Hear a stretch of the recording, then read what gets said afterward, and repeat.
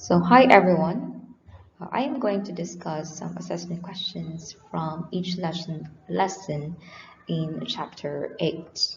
But before that, we're going to summarize each lessons. For our objectives, again, we are going to summarize and explain the main points of the lesson, then solve the assessment questions that are given under each lesson. So let's first summarize chapter 8, lesson 1, which is energy of life. Energy is the ability to do work. Organisms need energy to stay alive. Adenosine triphosphate, or ATP, is a chemical compound cells use to store and release energy.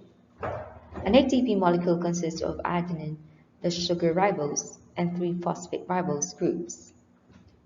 Cells store energy by adding a phosphate group to adenosine diphosphate, or ADP, molecules.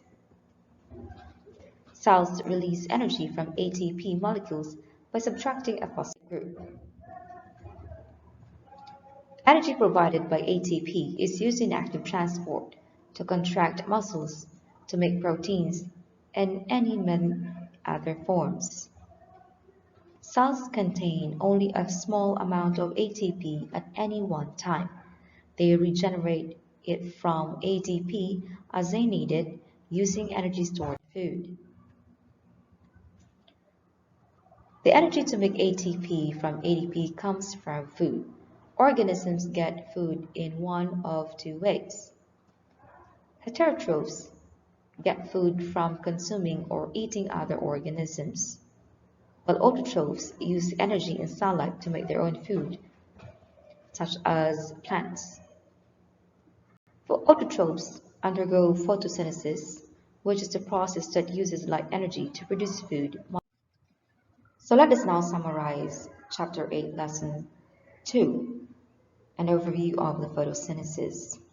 What are chlorophyll and chloroplasts? In eukaryotes, photosynthesis occurs in organelles called chloroplasts. Chloroplasts house light-absorbing chemicals, and this light is a form of energy. Sunlight is a mixture of all the different colors of visible light. Light-absorbing molecules called pigments captures the sun's energy. But chlorophyll is a principal pigment in photosynthetic organisms, and these absorbs blue, violet, and red light. What reflects green light? That is why plants are colored green, or plant leaves are green.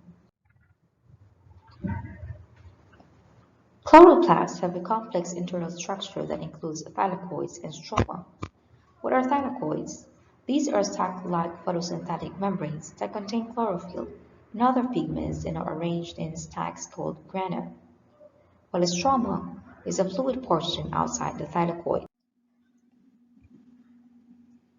In high-energy electrons, the energy in light raises some of the electrons in chlorophyll to higher energy levels. These high-energy electrons are used in photosynthesis. Electron carriers are used to transport the electrons from chlorophyll to other molecules during photosynthesis. NADP+ is a compound that can accept and hold two high-energy electrons and one hydrogen ion. This process converts NADP+ into NADPH. An overview of photosynthesis, usually summarized by a simple chemical reaction. Photosynthesis is a complex process that involves two interdependent sets of reactions, the light-dependent reactions and the light-independent reactions. In light-dependent reactions, it requires light-absorbing pigments, and water to form NADPH, ATP, and oxygen, while the light-independent reactions do not use light energy, but rather use carbon dioxide from the atmosphere, NADPH and ATP from the light-dependent reactions, to make energy-rich carbon compounds or sugars. Lesson summary for 8.3 or Lesson 3, the process of photosynthesis. In the light-dependent reactions, which generates ATP and ADPH, photosynthesis begins with these reactions, which occur in the thylakoid membranes. It involves photosystems. These are clusters of proteins and chlorophyll in the thylakoid membranes. The high-energy electrons form when pigments in photosystem 2 absorb light. The electron passes through electron transport chains, a series of electron carrier proteins. The movement of electrons through an electron transport chain causes a thylakoid to fill up with hydrogen ions and generates ATP and NADPH. While the ATP synthase is a membrane protein through which excess hydrogen ions escape a thylakoid in a process that makes ATP. In the light-independent reactions, it produces sugars. They occur in the stroma of thylakoids and are commonly called the Calvin cycle. The 6 carbon dioxide molecules from the atmosphere enter the Calvin cycle and combines with 5 carbon compounds already present. They produce 12 3-carbon molecules. The 3 carbon molecules are removed from the cycle. They are used by the plant to build sugars, lipids, amino acids, and other compounds. The remaining 10 3-carbon molecules are converted back to 5 carbon molecules and begin a new cycle. Now, photosynthesis are affected by many factors. These are temperature, light intensity, and availability of water. C4 and CAM plants have a modified type of photosynthesis that enables the plants to conserve water in dry climates. Let's move on now to some chapter assessment questions from pages 244 to 245. So now let us discuss some questions from page 244. Let's have number 5 question. How do heterotrophs and autotrophs differ in the way they obtain energy?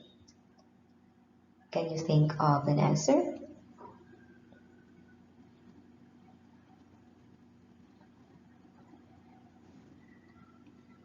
The answer is heterotrophs obtain energy by consuming other organisms, while autotrophs obtain energy by consuming the food they make.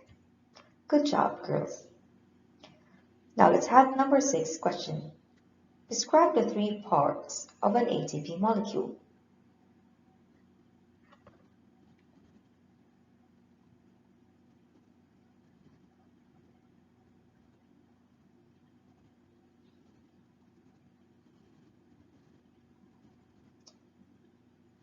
The answer is an ATP molecule consists of a nitrogen containing compound called adenine, a 5-carbon sugar called ribose, and 3 phosphate groups.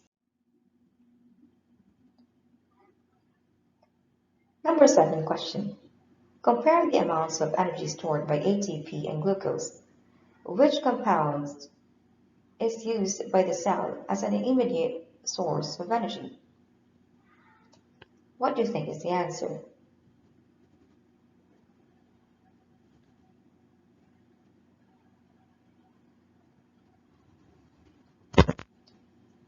The answer is a single molecule of glucose stores more than 90 times the energy stored by ATP. ATP, though, transfers energy quickly and is used by the cell as an immediate source of energy. So now let's move on to lesson 8.2 questions in the same page. Number 12 question. How do we write the basic equation for photosynthesis using the names of the starting and final substances of the process? Can you try?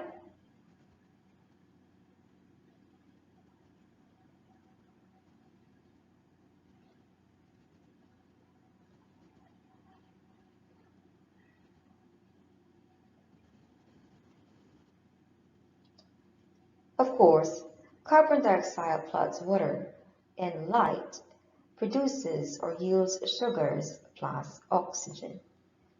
Very good, girls. Now let's try number 13 question. What role do plant pigments play in the process of photosynthesis? What do you think is the answer?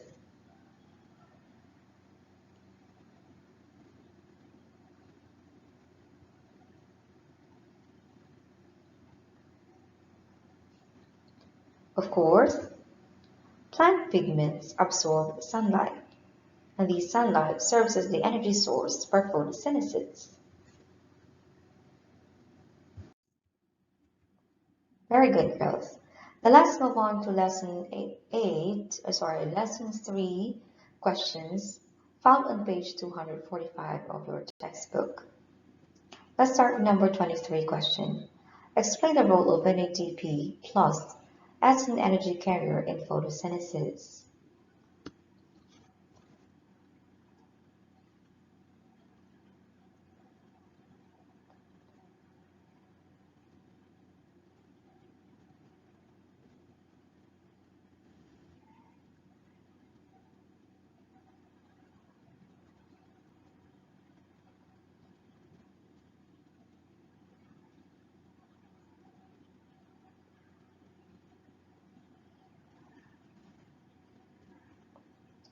The answer is NADP plus molecules pick up high energy electrons along with hydrogen ions in the light-dependent reactions to become NADPH.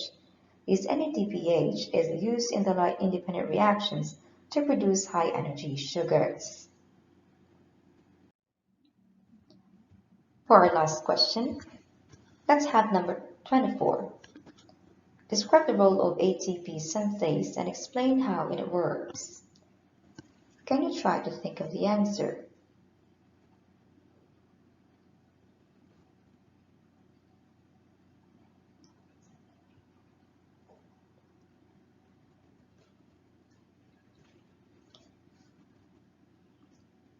Okay, the answer is ATP synthase is a protein that spans the thylakoid membrane and allows hydrogen ions to pass through. As hydrogen ions from the thylakoid space pass through the ATP synthase and into the stroma, the ATP synthase molecule rotates, and the energy produced is used to convert ADP to ATP. So that's it, girls, for today. Thank you for your time. Have a nice day.